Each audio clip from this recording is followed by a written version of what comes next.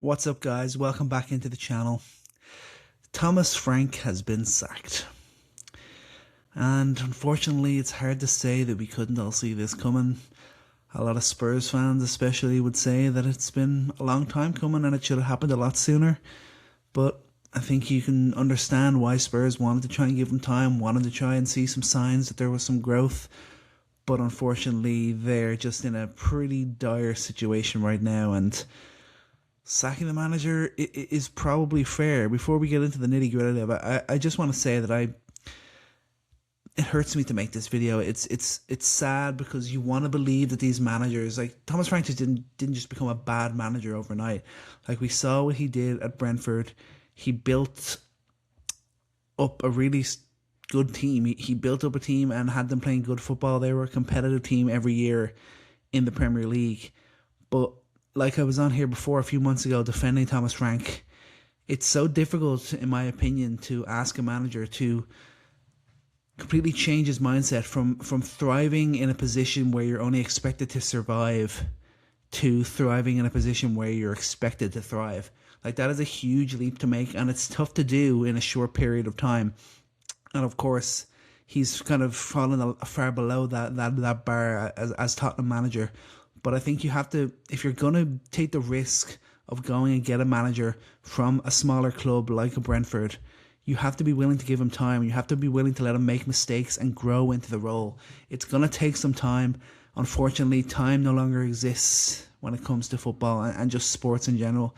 You do not get time unless you build up credit in the bank first, as you maybe we're seeing it with Eddie Howe this year, the credit he's already built up as Newcastle manager, because they're having a pretty disappointing season so far. But there's not even a murmur that Eddie Howe's job could be in peril, because he's built up a lot of credit with Newcastle, the board, and their fans already.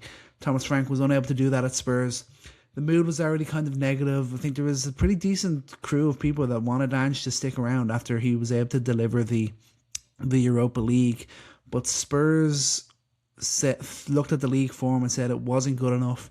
And they said they didn't want a repeat of that this year. And unfortunately, so far, that's pretty much exactly what they're getting. The interesting part of it is that you can make the argument Thomas Frank hasn't actually made anything worse. They're kind of just exactly where they were last year. And I know that obviously it feels worse because it's like doubling down and it's a second year of this struggle, and that's why it feels worse. But in general, he's kind of just kept the ship in the right spot. I know they hired him to improve things, but you can't say that it's absolutely awful, the worst job that's ever been done, because they're in pretty much the exact same position where they finished last year. Obviously, they finished one place below 17th. They're currently in 16th. But again, as much as I would like to defend him, I mean, I can't argue with the decision. Thomas Frank won his first two games in charge in the Premier League. Never won 2 games in a row in the league again. He has won only 2 home games the entire season. Like, let that sink in. For a team like Tottenham to only have won 2 home games, and the only games that they won at home were against Burnley and Brentford. That's really, really bad. Like, Thomas Frank, like, I was one of the guys willing to give you a shot, hoping you were able to come through it. But what were you doing? What were you doing on the training ground? What way were you trying to get this team to play that you could only win 2 home games all year? Like, that is absolutely pathetic. And I just don't know. Like, you look at the numbers, and all signs point to Tottenham were absolutely correct to make this decision. Like I said, only the 2 home wins in the league. Yeah, they are out at the second hurdle in the League Cup, out at the first hurdle in the FA Cup. Yeah, they advanced in the Champions League, but I'm going to go out on the limb and say they probably had the easiest run of fixtures of any team in the competition.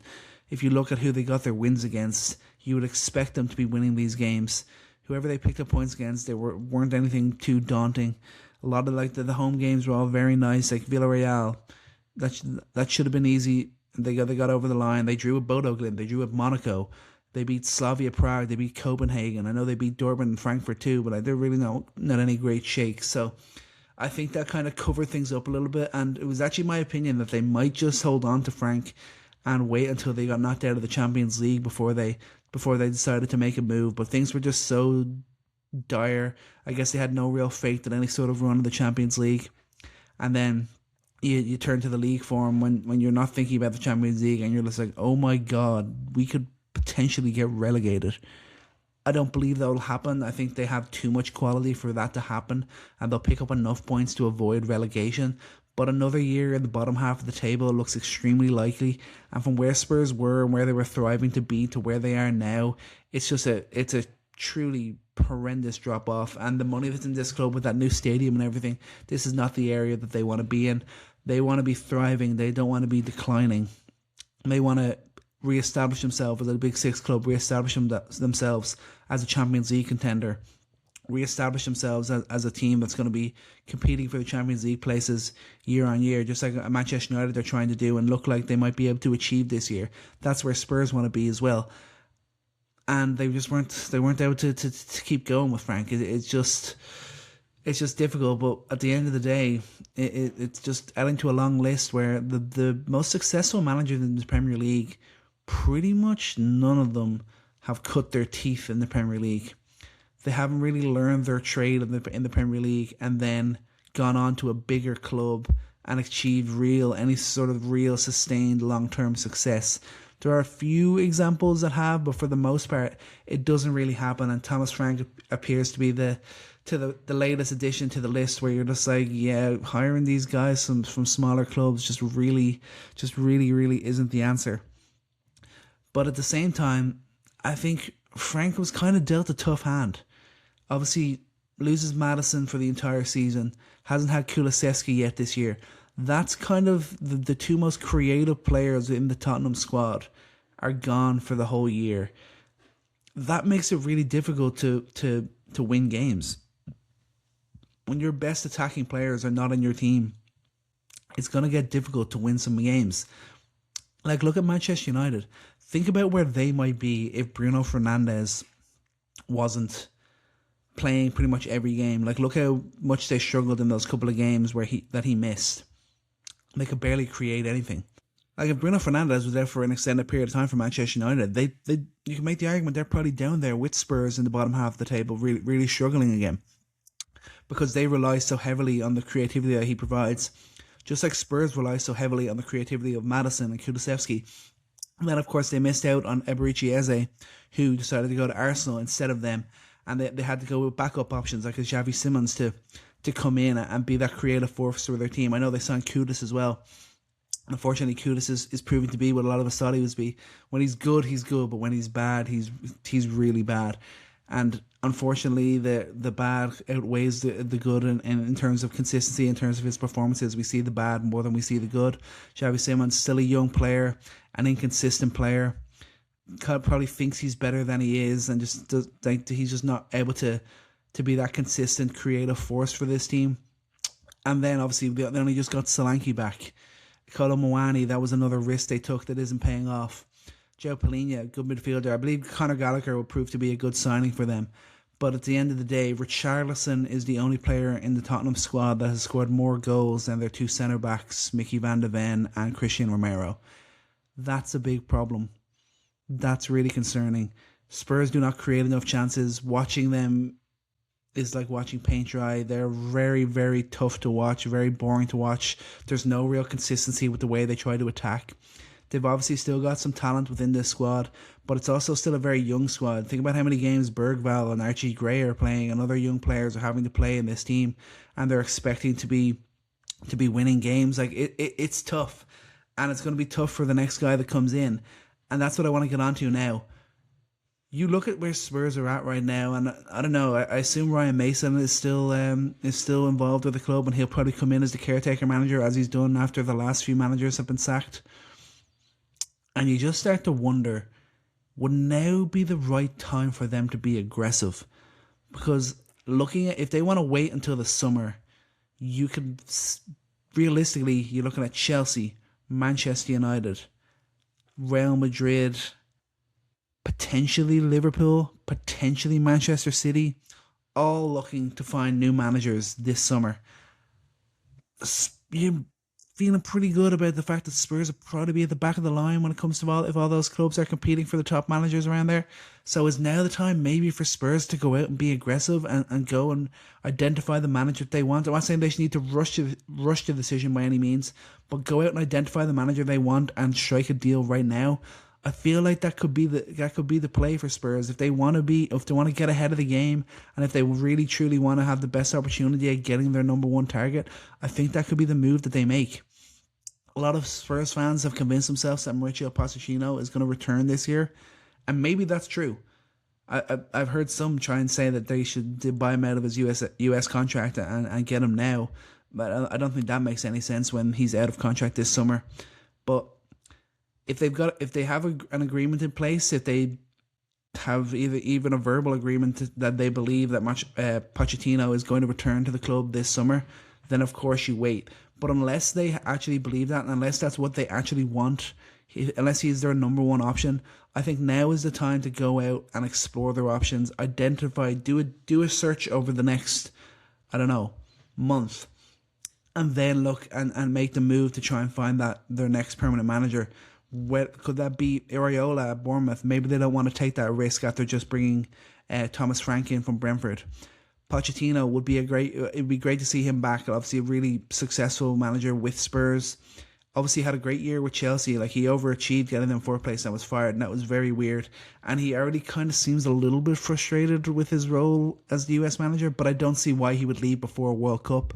I don't think there's an amount of money that they would be willing to pay to get him out of that. I think he should want to go and compete at the World Cup with the US, and then maybe explore his options after that.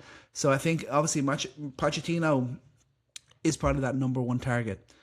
And if they believe he's going to come after the World Cup, then you can wait. Then you can put in Ryan Mason. Or maybe they're really scared of the threat of relegation, and they want to go for one of an old guy in there to just make sure that they get over the line. They win enough games, they gain enough points to make sure that they don't fall into the relegation zone. As we know, like, West Ham are chasing them, Nottingham Forest are chasing them, and they have two of the best managers when it comes to just staying alive, just surviving. They have two of the best managers there. Nuno Espirito Santo is a fantastic coach, knows how to organise a team. We've seen that over the last few weeks with the turnaround in West Ham's form. Do they have the quality to be able to get out of the hole that they've already dug for themselves? Maybe not, but if anyone's going to put them in a position to do it, it's going to be Nuno. And you look at Dyche as well. Just a guy who knows how to get things done, and a guy who knows how to dig out results. Doesn't care about what people say about the style of his play. He's a manager who's about survival. So I imagine Spurs are a little bit scared. They're a little bit scared of what might happen. But I think now might be the time for them to get aggressive. Pochettino would be great. Like, I would love to see Pochettino back in the Premier League. I'd love to see him back in Spurs. Pochettino's Spurs teams were great to watch. They were filled with great players.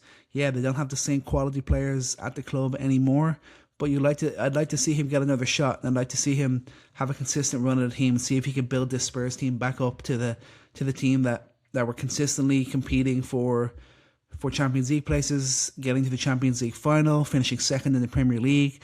Can he get them back up to that level? I'm interested to see. I believe that he could probably do it, but at the same time, there's time and patience is needed with Spurs. And hopefully, if they were to go and get a Pochettino, he would have enough credit in the bank. They'd have enough belief in his previous successes that they would give him that time and patience. This is still a young squad. This is still a team that needs a lot of work.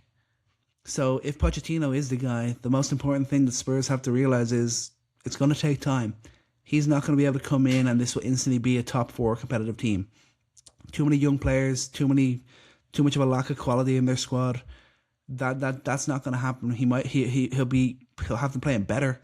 I think there'll be a team that are back in European contention, but Champions League contention, I feel like they'd still be a little way off without a huge transfer window.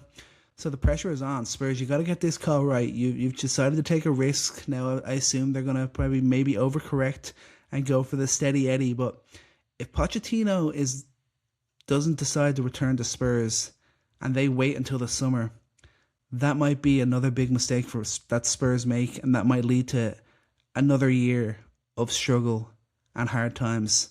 But hey, that's just my opinion. Make sure you like, subscribe to the video, comment below. Did Frank deserve the sack? Who should be the next manager of Spurs? Let me know in the comments. And as always, make sure you subscribe for all your Premier League, Champions League, World Cup contents all here on The Hand of Gaine. Peace out.